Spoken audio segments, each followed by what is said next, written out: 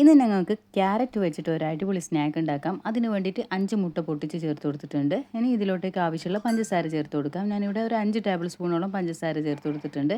എന്നിട്ട് ഇതൊന്ന് നല്ലതുപോലെ ഒന്ന് മിക്സ് ആക്കിയിട്ട് ഇത് മാറ്റി വെക്കാം. പിന്നെ വേണ്ടത് ഒരു പാന് ചൂടാക്കിയിട്ടുണ്ട്. ഇനി അതിലോട്ടേക്ക് ഗീ ചേർത്ത് കൊടുക്കാം. 2 ടേബിൾ സ്പൂൺ ഗീ ചേർത്തിട്ടുണ്ട്. ഗ്രേറ്റ് ചെയ്ത ക്യാരറ്റ് 2 കപ്പ് ചേർത്തിട്ടൊന്ന് ജസ്റ്റ് ഒന്ന് വഴറ്റിയെടുക്കുക. ആ ഒരു പച്ച സ്മെല്ല് മാറുന്നത് വരെ വഴറ്റാം.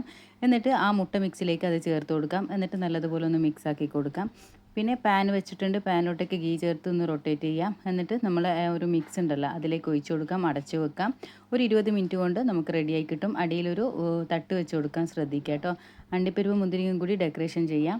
അപ്പം ഇതൊന്ന് 20 മിനിറ്റ് കൊണ്ട് നമുക്ക് സെറ്റായി കിട്ടും. നൈഫ് വെച്ച് ചെക്ക് ചെയ്തിട്ടുണ്ട്. അപ്പം നമ്മുടെ അടിപൊളി ക്യാരറ്റ് വെച്ചിട്ടുള്ള സ്നാക്ക് റെഡിയാണ്.